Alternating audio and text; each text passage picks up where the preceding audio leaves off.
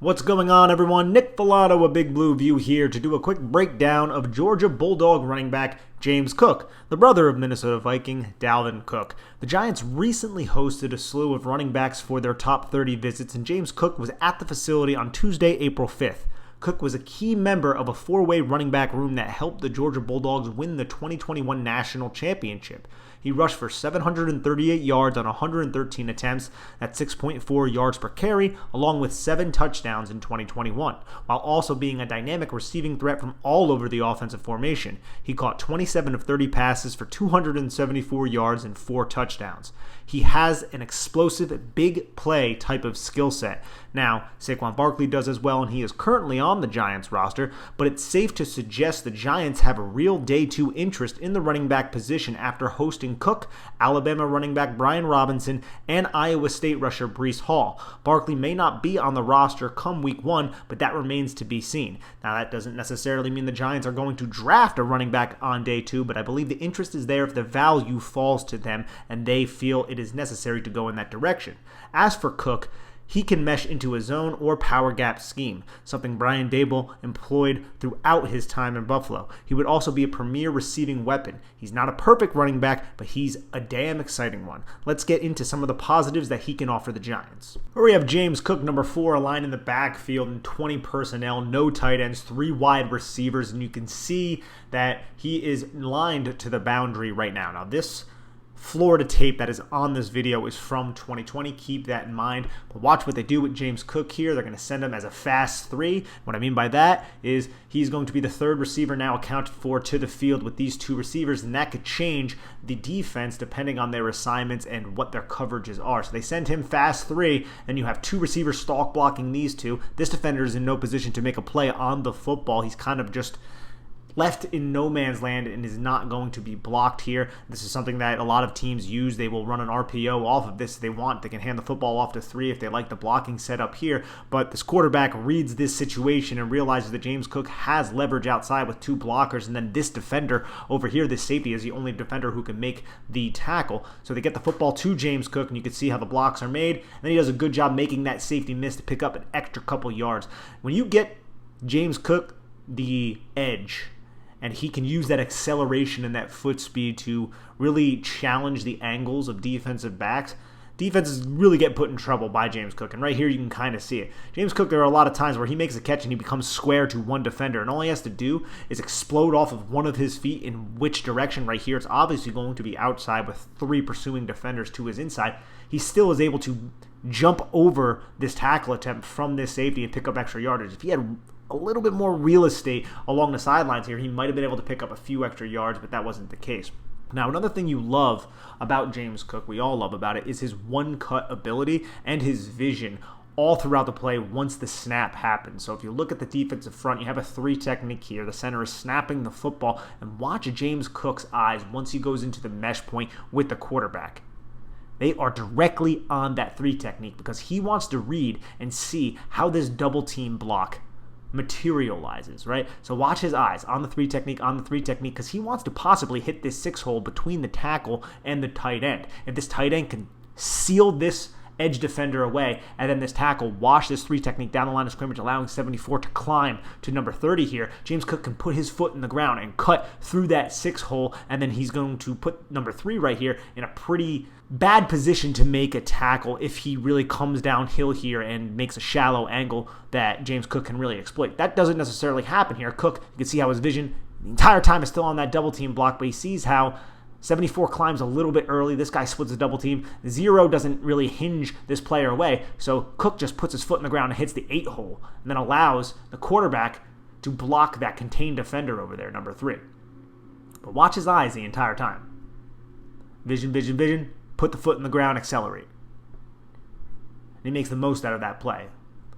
And we saw something similar here against Alabama. Now, this is in 2021. I don't have access to their All-22, but what I did have was a couple of YouTube videos that showed the All-22 angles. So we'll watch the one-cut ability here, but this isn't the entirety of the play.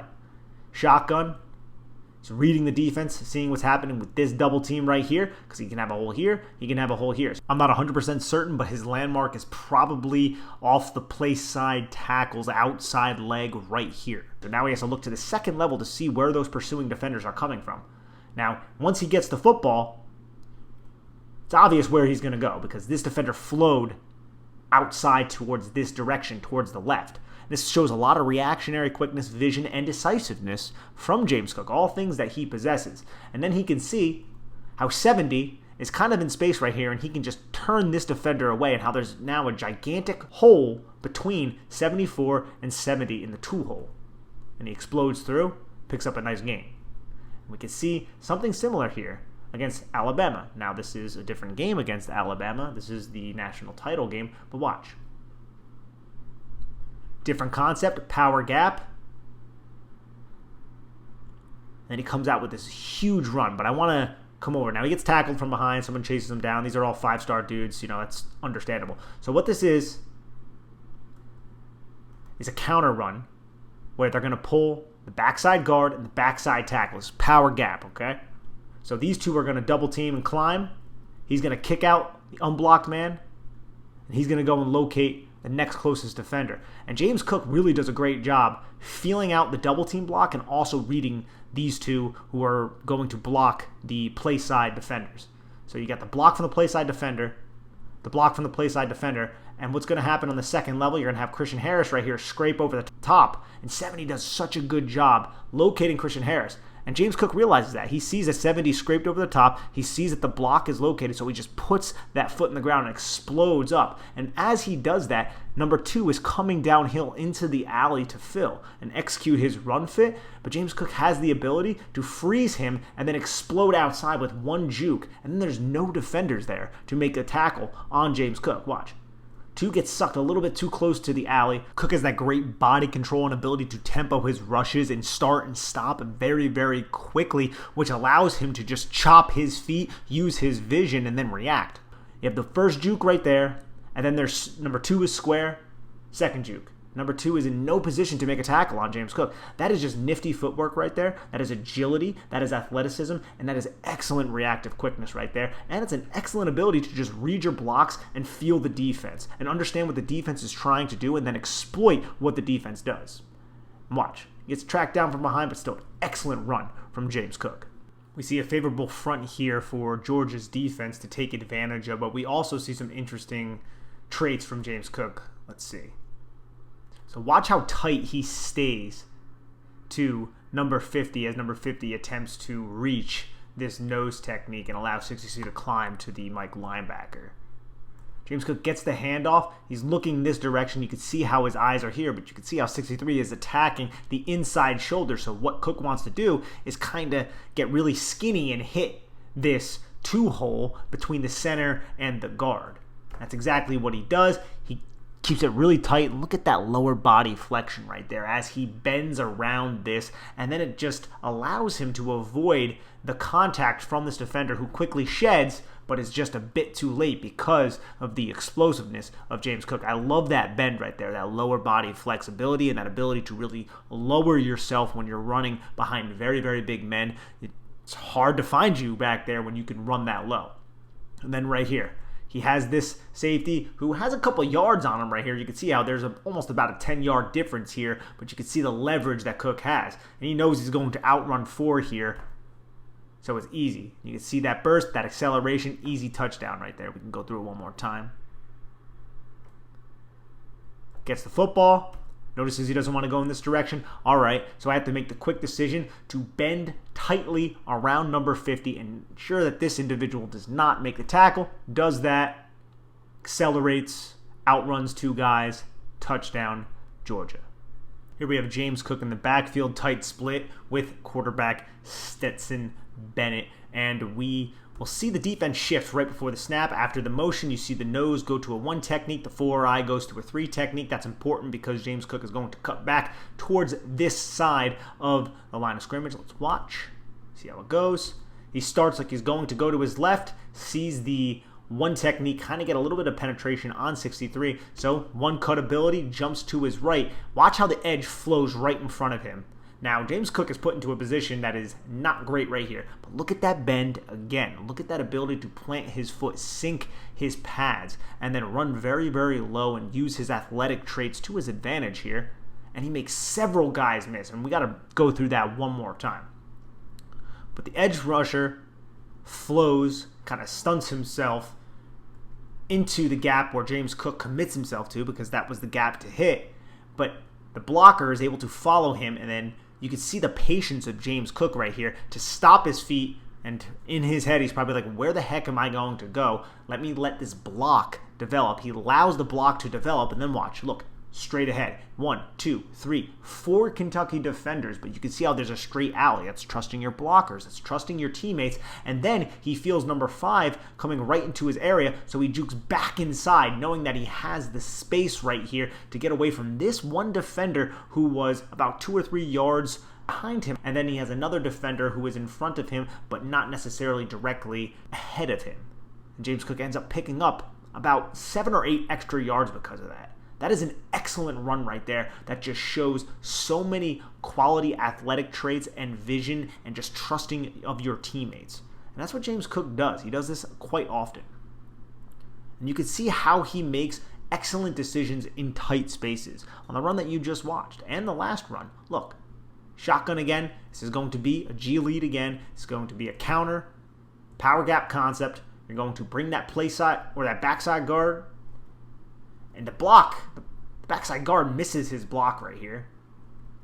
So the guy who's supposed to pick up the most dangerous man on the hole executes the block, but this backside guard doesn't block anybody. And then to the play side, number 70 doesn't really execute his block that well. But watch how James Cook gets really skinny through the hole. And that's something that James Cook does an excellent job. He gets very, very skinny to fit into these narrow little crevices. And then there's good blocking over here, but he jukes away from all the trash that's going on right here. Jukes back towards the middle of the field. Picks up solid yardage. Here we see James Cook use some patience to see if there's a better run available, which doesn't appear to be one on this play. As you see 51 on the ground, you can see him looking in that direction, but then he realizes this is a pretty darn good alley. Let's follow the block of Justin Schaefer. And that's exactly what he does, and he picks up solid yardage. Wish he could have walked the tightrope there. He didn't end up doing that. We'll see that one more time. Nice run. You can see how 51 falls, and then this offensive lineman is able to kind of locate this defender, but there's no blockers for these two at that point. Just put your foot in the ground, find green grass, and run. Now here we're going to see James Cook motion out into empty formation, and he's going to be the field side number 1 receiver. If you can see, it's a little bit of miscommunication.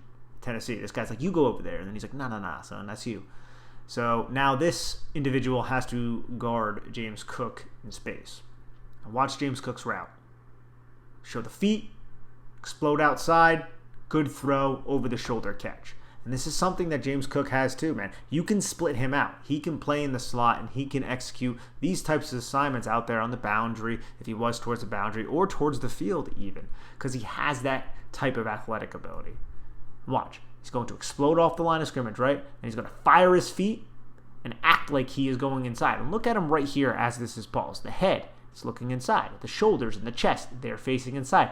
The foot, I know it's hard to see right here, but it is angled inside. It's selling an inside break, whether that be a hitch or something that's breaking inside, like a post or an in or a dig or something like that. And that's going to freeze this cornerback. And then watch how he recollects himself and explodes outside, and the cornerback honestly doesn't do a great job playing this. He's way too high, but still, this is a running back who's burning a defender. I'm not sure if he was a cornerback, but a second-level defender, and that is something that James Cook has. You can see him flash this receiving upside from the backfield as well. This is a nice arrow route, and I love me some arrow routes, and you'll see it right here. Watch how crisp that is. Boom. Explode off that outside foot.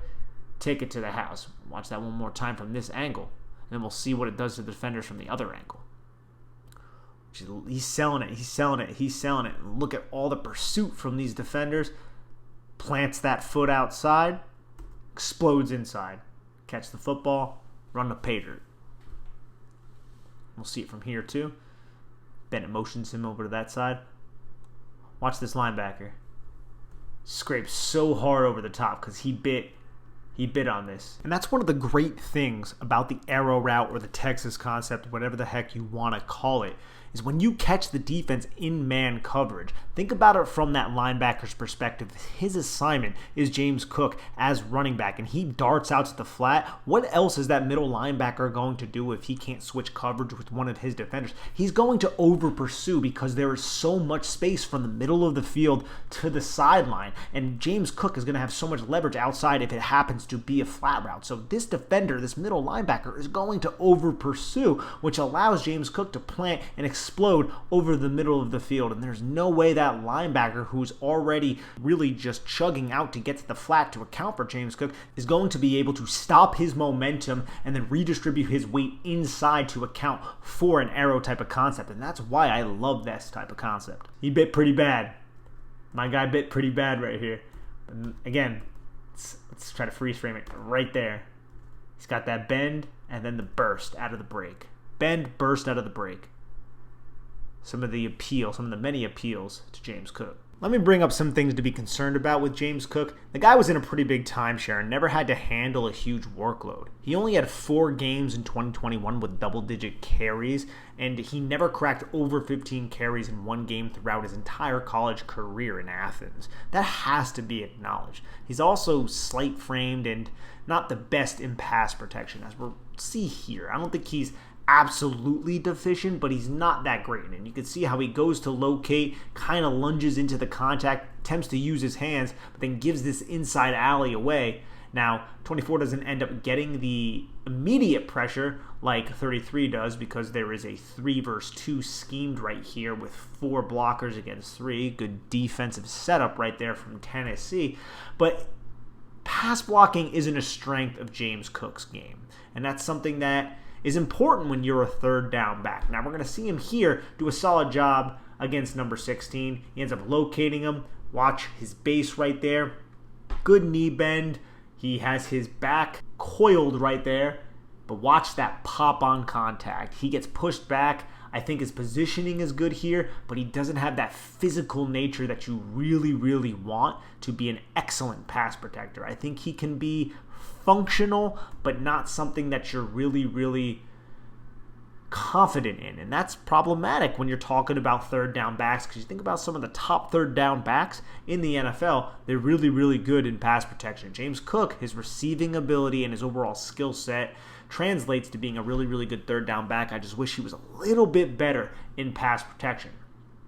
Now, I really put this play on the film right here just to show you Justin Schaefer on this G-lead counter run that we've seen. This is the 3rd time now. Just absolutely annihilate this defender. Oh, that is a tough, tough pill to swallow for this Kentucky defender. And then James Cook, he takes the handoff, tries to explode into the, I believe that's the 4 gap after the guard really blocks down on the power gap concept.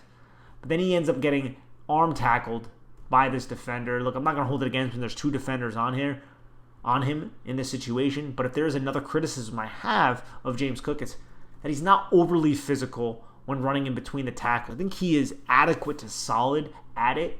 Again, he's functional, but I don't think he's as good as his brother Dalvin Cook in terms of running through some of those arm tackles, in terms of being very, very tight in those type of situations. Here we're going to see James Cook do a nice job chipping Zach Carter right there. And this play is just funny, and I wanted to put it on his film because it's a bad throw from the quarterback from 2020. And Kaiir Elam cannot intercept it, and James Cook finds it after James Cook tips it. And I wanted to just bring this in to the fold because it shows good concentration and awareness from James Cook, and it also shows a solid physical nature when he chips Zach Carter right there. Passes behind him. Kaiir Elam does what any defensive back does not want to do and pops it in the air. And that was a quick review of James Cook and what he can offer the New York Football Giants after he attended the New York Giants facility on Tuesday. I really like James Cook. Again, he's not as physical as Dalvin, who isn't the most physical back in the NFL. He's not Derrick Henry, but he's still a physical running back. I think Dalvin is a bit more complete in between the tackles, but James offers a lot in terms of explosive burst, vision to set up blocks, that entire chess match mindset against second-level defenders, and I appreciate both Dalvin and James's ability to maximize yards that are presented by the blocking that is in front of him. I really like James Cook. If I'm going to read off of the scouting report that I wrote from him, it goes like this. Overall, James Cook is a dangerous receiver out of the backfield in the NFL who is leveraging that skill set well. He's smooth in space, hard to track down, runs with good patience and vision, and he can run precise routes out of the backfield.